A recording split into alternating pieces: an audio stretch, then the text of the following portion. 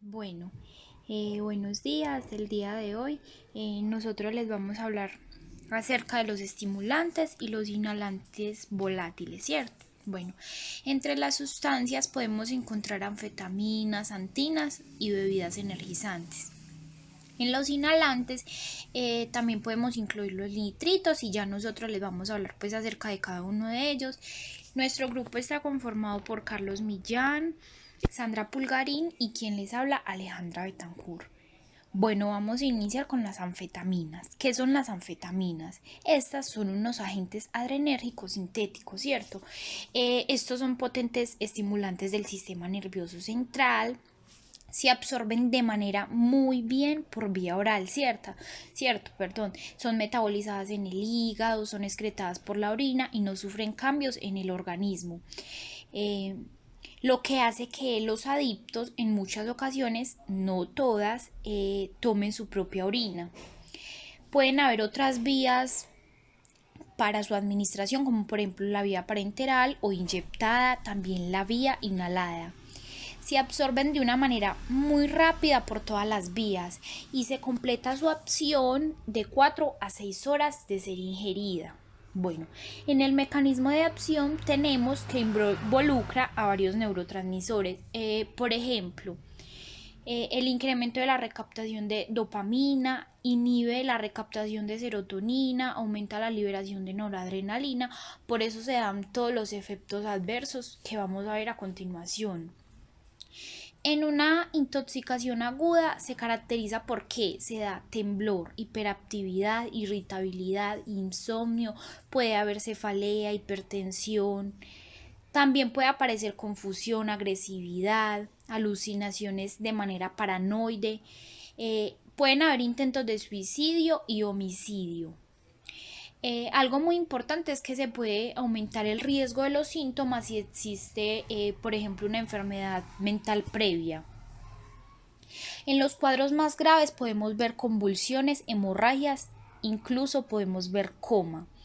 En el síndrome de abstinencia y de dependencia no se cuentan pues con algunos medicamentos específicos para el tratamiento. El tratamiento para la intoxicación aguda se hace de manera sintomático. La guía andaluza de estimulantes nos sugiere pues algunos medicamentos como por ejemplo los agonistas dopaminérgicos que se darían pues para la disforia y anergia. Los antidepresivos tricíclicos para la depresión y la disforia y los IRS como por ejemplo fluoxetina para la impulsividad.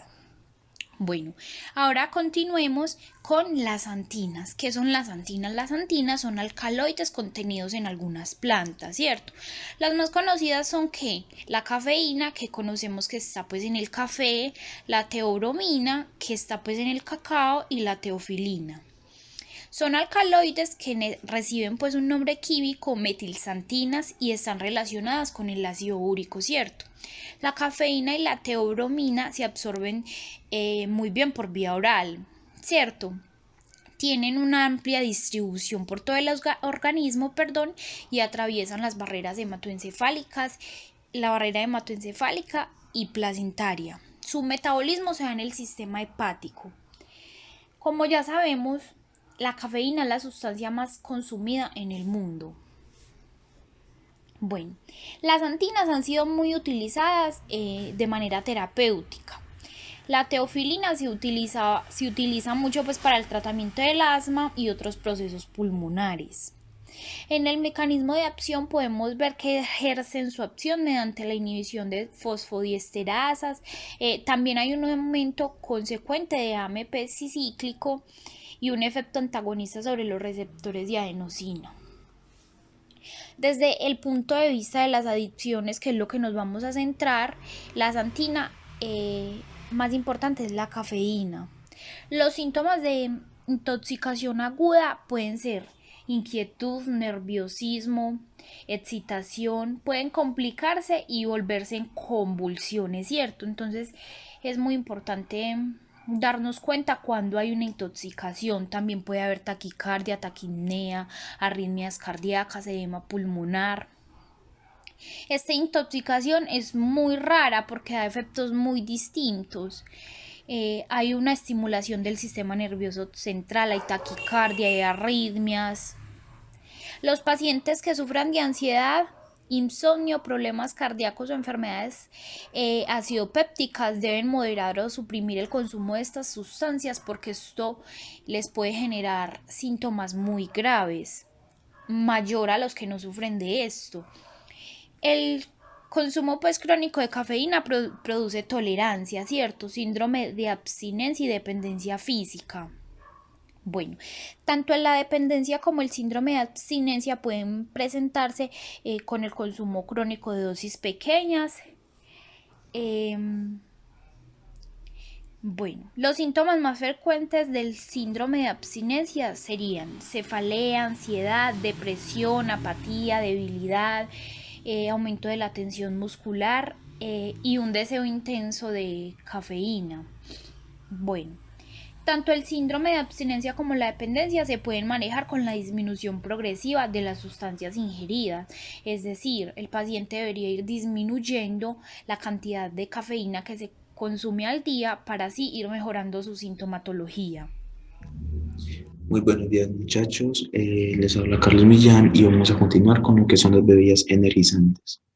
Entonces, las bebidas energizantes son bebidas sin alcohol que contienen sustancias estimulantes y que ofrecen al consumidor el evitar o disminuir la fatiga y el agotamiento. También conocidas como lo que son los Red Bull, las Smart Drinks o en Colombia como los el Vive 100, el Speed Más, etc. Tienen un alto contenido de cafeína y otras sustancias como guaraná, taurina, entre otros.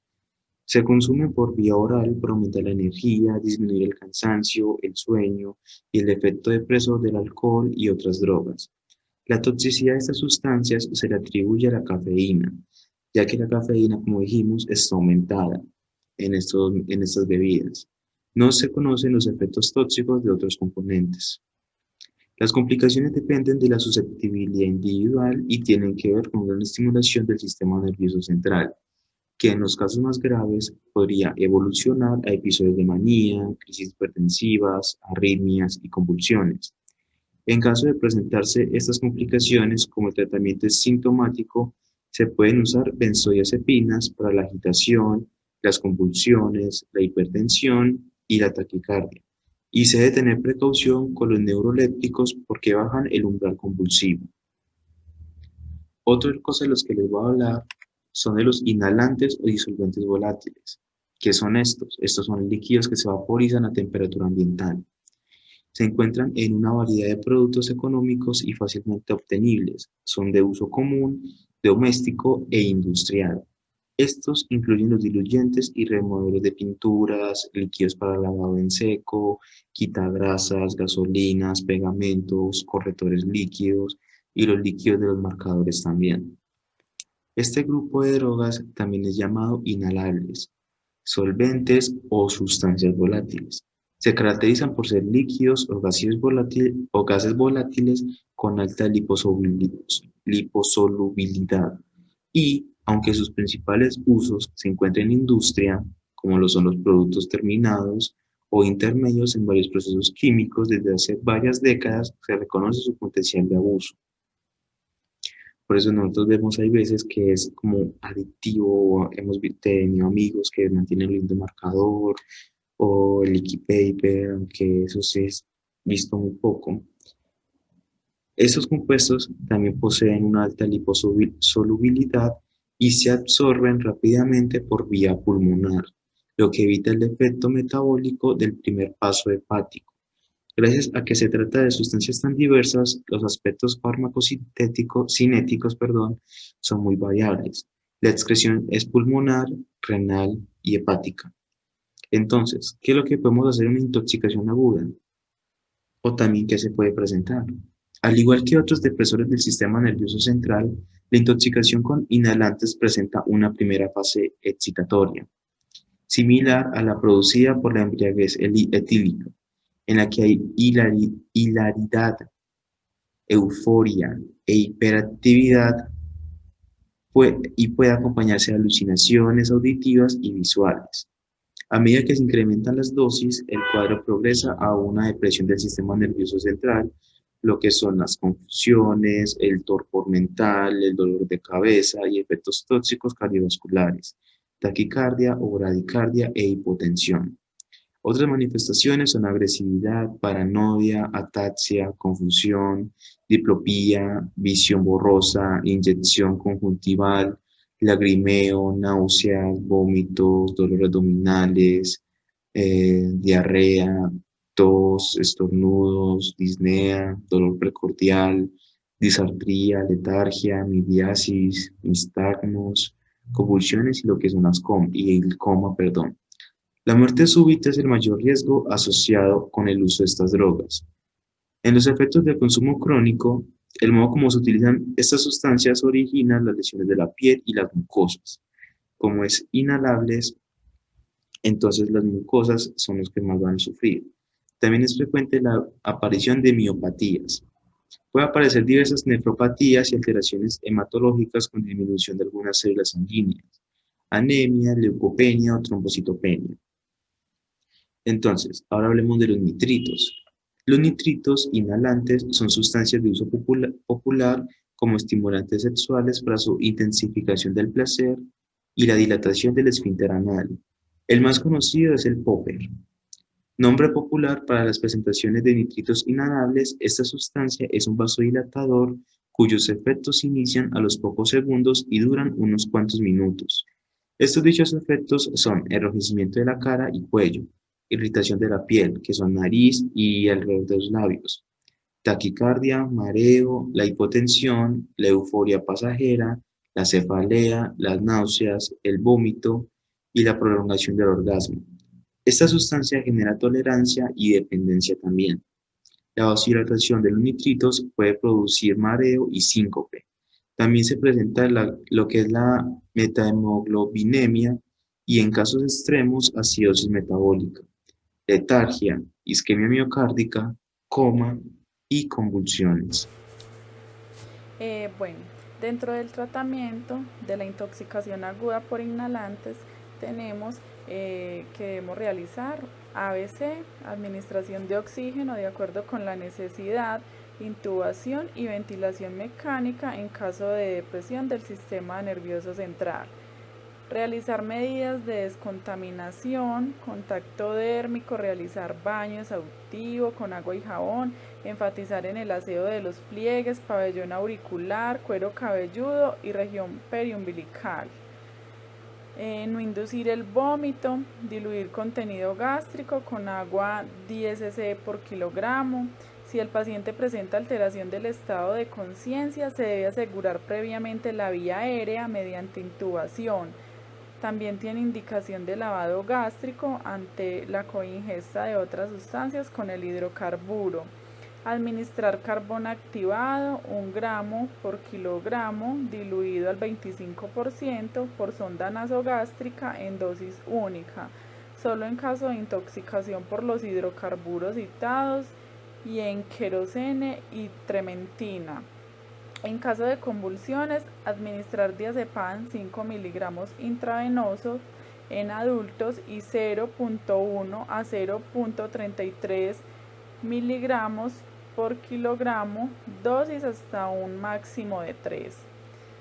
Emplear diuréticos si el balance de líquidos es positivo o en presencia de edema pulmonar de origen cardiogénico.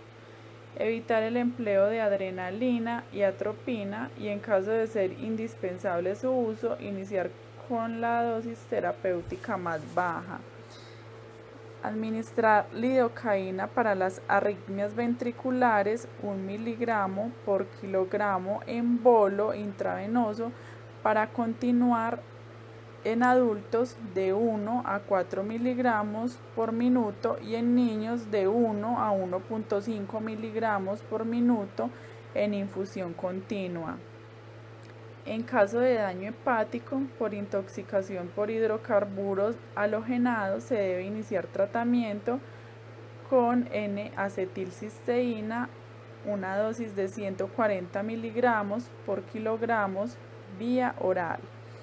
Si se presenta edema agudo de pulmón y neumonitis química, se requiere presión positiva al final de la expiración. La administración de esteroides es controversial porque aumentan el riesgo de infecciones y no hay estudios controlados que demuestren su utilidad. Solicitar pruebas de función hepática, renal, electrocardiograma y radiografía de tórax. Monitorizar los signos vitales. Y el patrón respiratorio. Bueno, es importante recordar los protocolos de manejo del paciente intoxicado que nos sugiere la Universidad de Antioquia para evitar el uso de epinefrina y dopamina por el peligro de arritmias ventriculares de difícil manejo o en caso de ser necesario usar bajas dosis de epinefrina. Bueno, dentro de los cuidados de enfermería tenemos incentivar al paciente a seguir con la desintoxicación, enseñarle al paciente que los tratamientos serán sintomatológicos, educarle al paciente sobre los cambios en el estilo de vida al que se va a someter, valorar signos vitales junto con la escala de Glasgow, enseñarle al paciente el uso de los medicamentos si la intoxicación fue por medicamentos prescritos, educar a los familiares sobre los cambios en el estilo de vida del paciente, educar al paciente y a la familia sobre el uso correcto de los medicamentos, educarle sobre tener un control con el paciente para valorar que no haya una recaída, administración correcta de medicamentos si es el caso, psicoeducación al paciente y a la familia y estimular al paciente para trabajar en su autocuidado. Muchas gracias.